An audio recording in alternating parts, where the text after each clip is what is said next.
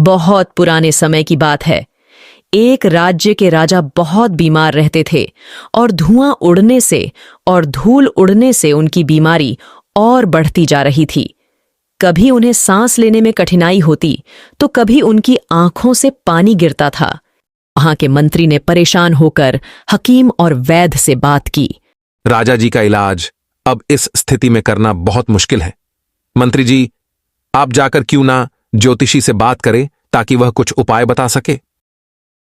फिर मंत्री जी ने राज ज्योतिषी को बुलवाया और सुझाव लिया और वार्तालाप कर कहा, अब आप ही कुछ इलाज कर सकते हैं और कृपया कुछ बताएं जिससे महाराज के स्वास्थ्य में कुछ सुधार हो सके। अब राजा जी की आयु वृद्धि के लिए यज्ञ करना होगा और कुछ दान भी देना होगा। दान भी ऐसा देना होगा जो सबके काम आए, तभी इस संकट से छुटकारा मिल पाएगा। अगर यज्ञ हुआ तो आग भी जलाई जाएगी और धुआं भी उठेगा और महाराज की तबीयत भी बिगड़ सकती है। महाराज का स्वास्थ्य इसमें कहीं और खराब न हो जाए। ऐसा क्या किया जाए कि यज्ञ भी हो जाए और कोई गड़बड़ भी न हो, न ही महाराज का स्वास्थ्य बिगड़े। क्या करे? अनेक पंडितों से परामर्श किया गया। अंत में एक पंडित आगे आया और बोला, जिसने मंत्री जी को एक उपाय सुझाया। उपाय सुनकर सबने वैसा करने के लिए सहमति दे दी और इस अनोखे यज्ञ की रूपरेखा तैयार होने लगी। पंडित जी कुछ बताए ताकि हम कुछ तैयारी कर सके। पहले हमें क्या करना होगा? पंडित जी, हमने पूरे गांव और अनेक राज्यों में न्योता दे दिया है। क्यों ना आप रस्म शुरू करें? तब तक सभी लोग अपने काम से मुक्त होकर आ जाएंगे।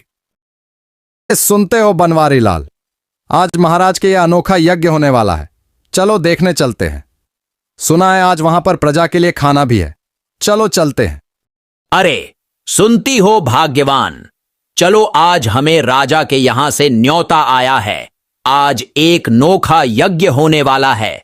चलो देखने चलते हैं। चलो देखने चलते हैं। वैसे भी सारा काम तो हो ही गया है, बस खाना रह गया है, वो भी। मैंने सुना है आज राजा के यह यज्ञ में होगा। चलो चलते हैं। बच्चों चलो जल्दी, और आप भी चलिए। आज हमें राजा के यहाँ यज्ञ में जाना है। आज खाना वहीं पर होगा। हमारे राजा जी कितने दयालु हैं ना। चलो चले बच्चों। एक तरफ इस अनोखे यज्ञ की तैयारी हो रही थी, दूसरी ही ओर सारी प्रजा अपने काम और व्यवसाय से मुक्त होकर यज्ञ में पहुंच गए। एक खुले विस्तृत चौरस मैदान में यज्ञ का आयोजन हुआ। वह देखने वालों की भीड़ जमा हो गई। लोगों ने देखा कि मैदान खूब साफ सुथरा कर दिया गया है। उसने एक कोने से दूसरे कोने तक 100 गड्ढे खुदे हुए थे। थोड़ी ही देर में यज्ञ शुरू होने वाला था। प्रजा भी उत्सुक थी एक नए तरीके का यज्ञ देखने के लिए। थोड़ी ही देर में राजपंडित राजा जी को वहां ले गए।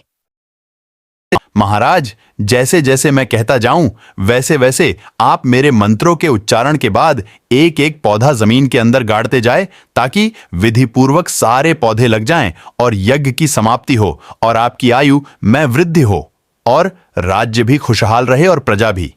इसके कई तरह के पौधे हैं, जैसे जामुन, आंवला, बांस, बरगद, बेल, सेमल, कटहल, आम, अशोक, देवदार, नीम, सरसों आदि। जो भी पौधा आप लगाए, कृपया मंत्र के पूरे होने पर लगाए।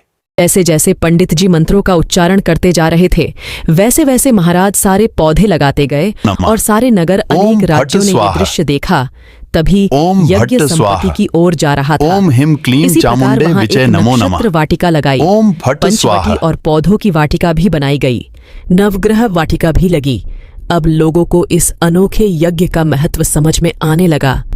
वो समझ गए कि पेड़ पौधों से मिलने वाला लाभ ही दान है। यह दान सबके लिए था। जैसे जैसे पौधों पर नई नई बेलें आती गई, महाराज का स्वास्थ्य सही होता जाए। पौधों को बड़ा होते हुए देख महाराज बड़े प्रसन्न होते रहते थे। सभी को फल व लकड़ियां मिलने लगीं।